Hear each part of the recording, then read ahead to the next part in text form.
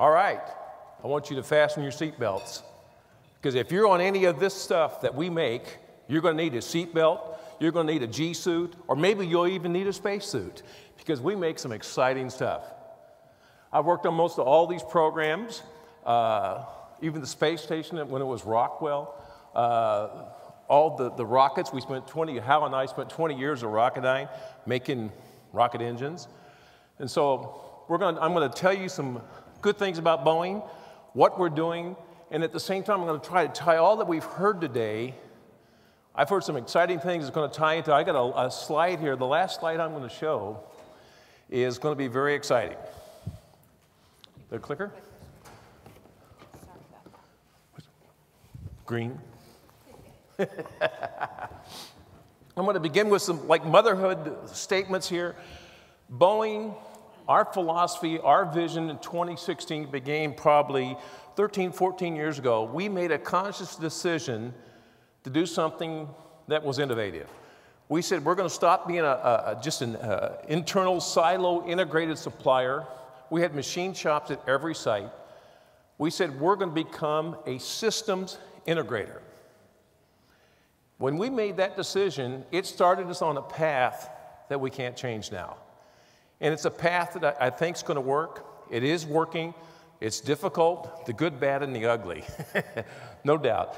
We want to run a healthy business, of course. We want to make profit. We want to sell airplanes. We want to sell F-15s, F-18s, Chinooks, V-22s. This is some of our product that we want to sell. But to do this, we have some really deep foundational commitments to the supply base and to our customers, which is the Air Force and the airline companies. We said we want to become a large system integrator. Now you say, well, what does that mean? That means we want to shut down our machine shops. We're going to go out to a supply base. We're going to buy parts. We're going to bring them into our factory. The 787 model is we buy all the parts completely stuffed, assembled into our factory in Everett, and in 3 days we snap together an airplane that comes out the end of the line. Our plan is 10 airplanes a month. That's a 3-day move time. And you're talking about millions of parts all coming together to make a finished airplane.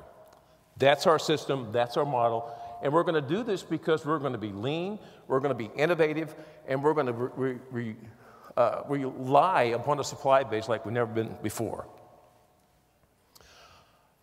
Our values are not just because we say stuff, it's because they're deeply ingrained in our culture, because of the problems we had in the past when we didn't have such good values, and we had to win the tanker 3 times. So these are very important to us: leadership, integrity, and customer satisfaction, and being ethical in everything we do. We found out if you take the high road, you'll get the orders. So that 767 tanker program, when we finally won this the 3rd time, it was very important to us. It's only $35 or $36 billion. But over the length of the program, that number is going to probably triple. If you look at the KC-135s that have been around for 50 years. So that's what the first 4 or 5 years of this program, we're not making any money at all. But we know in the future we'll make a lot of money on that program. So we want to be a good customer to our customers and to our supply base. Because as we get more integrated and more as an integrator, we have to go more and more on the outside. We have to rely upon you like we've never done before. On the 787 program, we found that out the most difficult way when the supply chain really brought us to our knees on the 787 program. We said, okay, we got some risk-sharing customers. We give them the parts that said they're going to ship them to us. We're going to snap this thing together. Well, it didn't actually happen that way. And so we learned we still have to manage the supply chain, even though we have some great suppliers and great partners at that point. Here's some of the things that we want to do. This is like a very simple process, how we identify our customers. Then we want to go out and improve our customers. We want to do value stream mapping, just like you've been talking about. We want to do lean assessments at our suppliers. Because we know if we make you better, our product's going to be better. You're going to give it to us 100% on time and 100% quality. As we get more on the outside, we're so dependent upon you. When we have parts coming in to a point of use that you made for us, they have to be good. They have to be on time, because our mechanics are literally taking parts out of a box on an assembly line and putting them on airplanes. That's very, very dependent upon a good supply chain. So we want to improve you with AIWs and lean events, and I do a lot of these. We want you to move towards a single piece pull system. We want you to improve your processes, because if you do that, you're going to give that product to us cheaper. And we're being pressured by our customer as never before on price. We used to have a best value template that we used, and we could weight that on technology and price. Now we can't do that. We're basing everything on price. And it's difficult for us to do that, because sometimes we know that's not the best thing to do, but our customers, the Air Force, and the airlines, is pressuring us to go on price. So what we have to do is make sure that we do enough process improvement in the supply base that when you do give us a product, it's a good product. Even though you might be the cheapest, the low bidder, but we're going to try to improve you so you could be the low bidder and still give us the best product. So this is our process here, how to make you better as a supplier.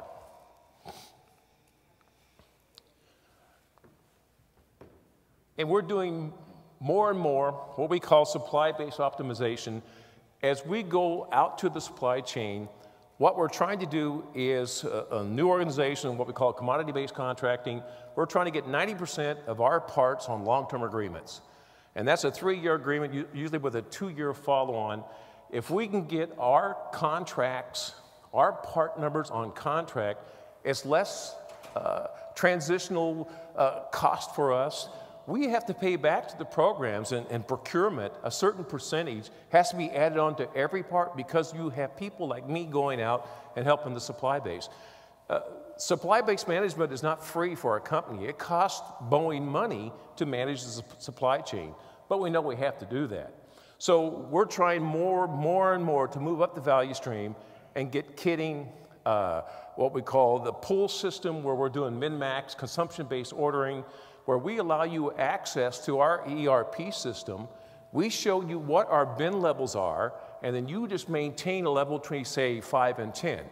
You go in every morning, you look at our bin levels. When it gets down to close to 5, you ship in more parts. And we're trying to get the largest percentage we can on what we call min-max, because we know in the future that's what we need to do. We need to make us lean, but also you lean, so you can really control your own destiny and ship those parts in according to our system. We'll give you access, let you see those levels. Because we sell more product overseas than we do in the United States, especially on the 787. There's only been one airline that's bought the 787 so far, and that's been Continental. All the other 787s are going all over the world. So it really is a global supply chain, a global supply base for us. We have to satisfy customers all over the world.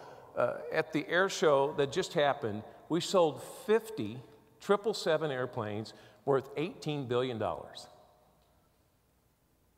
That's a lot of airplanes. And so that's where our business is growing. There's a projected on airplane demand in the next 20, 30 years is over $1 trillion that is out there ready to be taken from the big primes. Either Airbus is going to take it or we're going to take it on airlines. That's a lot of money. So we, Boeing, have to prepare ourselves. Okay, what are we going to do in the future? We need a supply chain that will support that kind of business. And that's you out here in the audience.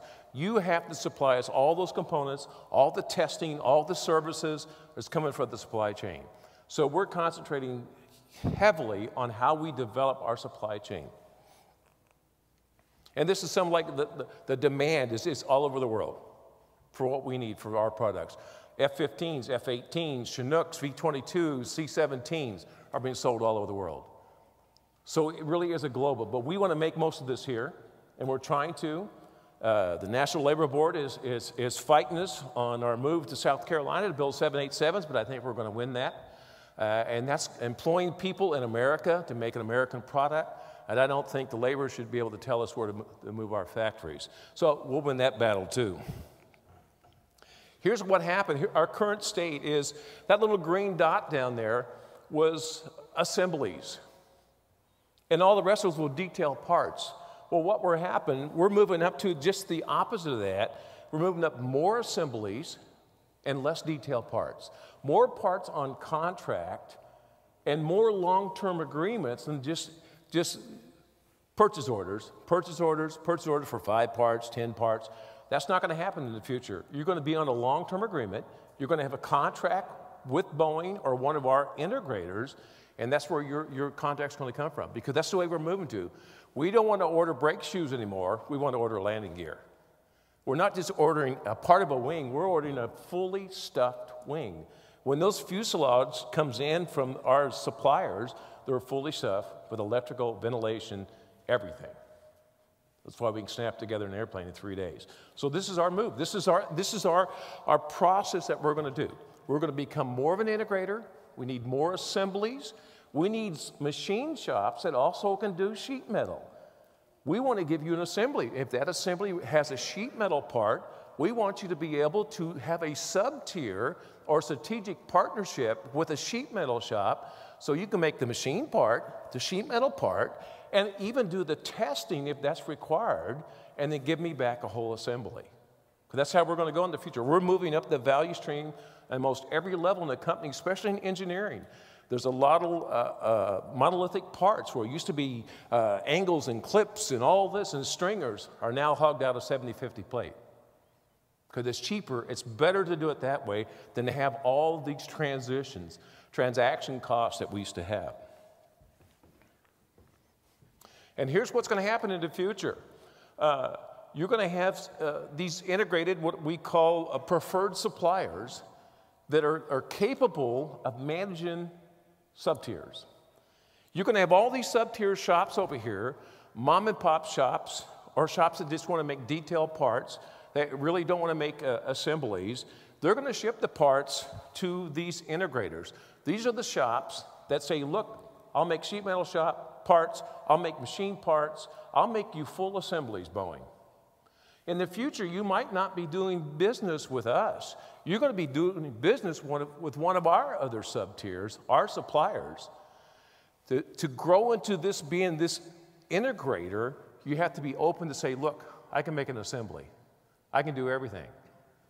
But that means you have to have a sub-tier, a supply chain that you're managing.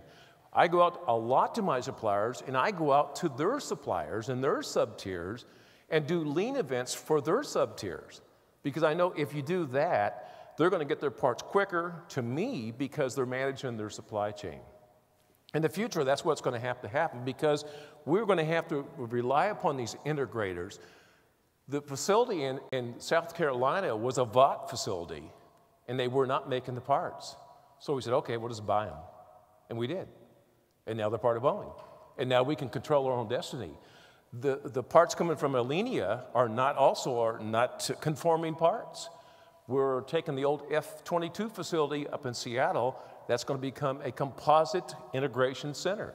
And we're going to start making those parts internally again. So Boeing will do what it takes to meet the demand, to meet the requirements in the future. At the same time, there's a lot of suppliers that can be part of this group. Well, you'll get purchase orders from us, 3-year contracts, 5-year contracts, and you'll be making assemblies. And then you'll have sub-tiers that are making parts for you. That's okay, because that's what it takes to make stuff in the future. It's a different model, I know, but that's where it's going. We want to move you up what we call the value stream here. We want you to get to the top where you're actually making assemblies and you're doing model-based definition and you're doing sheet metal parts, machine parts, and you're doing these assemblies and all the stuff that's required to make that. Because as you move up here, it's less transaction cost for us. We have you on contract. You're going to ship the parts in 100% on time, 100% quality. That's the model. And here's a very easy system model that as you talk about lean, all we talk about, everything that C stands for is to try to make you better, try to make you more efficient, and try to think about this meandering stream here where you have choke points, you have places where there's excess stock, you're making too many parts, you're not working lean, you're not doing one-piece flow, you're moving stuff all over the shop, you've got spaghetti charts that look like whatever, spider webs. And that's what this is all about. You need to look at what you do in a lean way, because as you do that, you're going to make a product cheaper for us, but also you're going to make the same kind of profit. And that's what I want to show you in this last screen here. This is what we call a continuous cost improvement plan. This is looking at a 5-year, 6-year plan. You sell the first part to me for $115. 6 years later, you sell that same part to me for $90. You've saved me 21%. At the same time, every year you make the same profit. Your profit margins each year actually increase as you lower the price. All that C stands for, if you want to improve your business, you come to Boeing with something like this, and you say, here's what I can do for you in the next 5 years. I'm going to lower the price. I'm going to still make profit. We know you have to make profit because we want to make profit too. You tell me you can lower the price for the next 5 years and still make your same profit and give the price lower to me. We're going to do business with you. Because that's what our customer is forcing us to do. Keep lowering the price on every airplane. Every program that we have, we're being pressured to lower the price. How do we do that? The only way we can do that, if we're 70% on the outside, that's how much stuff we buy, and that is probably $50, $60 billion a year that we're spending on the outside to buy product and services from you, we have to keep lowering the price. This model here will work. It's not funny math. It actually works. Of course, now the given factor is, what about material? Material's going up every year. We have corporate leveraging contracts with every one of our suppliers. You go through AMI, you give them a forecast, and they set a yearly standard of what raw material is going to cost you. TMX on the commercial side, any of you that do commercial work, you know you have to order material through TMX. You give them a forecast, they set you a price structure that you can live with. You can actually control the price of your raw material by using our corporate leveraging contracts. So we've thought of all it takes. Now, the next point is, what's your touch labor on a part or a service? All that we've talked about says, if you improve that, you'll be able to do this. You'll be able to lower your price. You'll be able to give the product to us a lot quicker and a lot cheaper, and we'll maintain the workforce in America. Because if we can be competitive like this, we're going to beat Airbus by a long shot. Chinese are now making their own passenger jet, the 919 or whatever it's called. It's coming on. So we don't know what's going to happen to that. Now, I don't know if I want to fly in it or not. but it's going to happen. So we have to be competitive in the market. We have to be able to respond to the market requirements, and that's all as manufacturers. You have to make a profit, but as you've heard people speak, you can increase your profit margins, you can increase the price structure you give to us if you really embrace lean. I remember a story that Robert Stool told once. He went back to Cessna in Wichita, Kansas, and a certain package of parts. He says, I want to bid on this package of parts. He said, I'll take 20% off whatever the price is, and you don't need to tell me, whatever the price is you're paying for this group of parts, I'll take 20% off.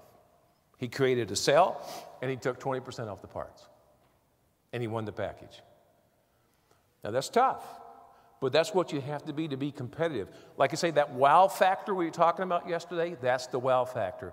You come to us, we get hundreds of calls every year from hundreds of different suppliers that say, well, man, we got a 5-axis machine, we got a Mag 3 horizontal, it runs at 30,000 RPMs. Okay, but what's your price structure? What can you do for me for pricing?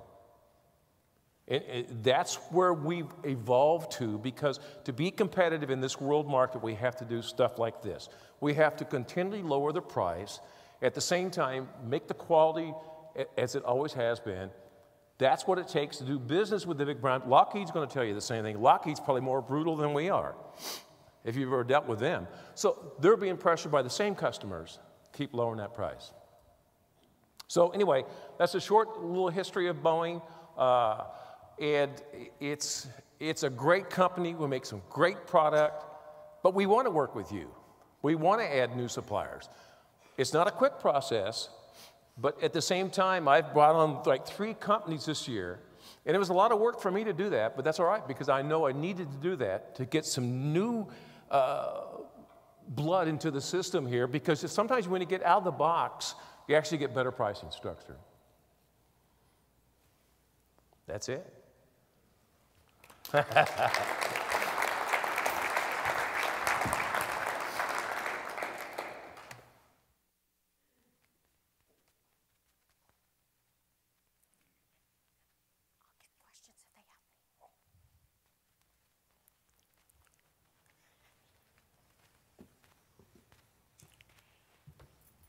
If any of you have questions, we've got about 5 minutes if you would like to ask Dan a question. Dan, I know you've walked off stage, but... Okay, great. Anybody have a question of Dan?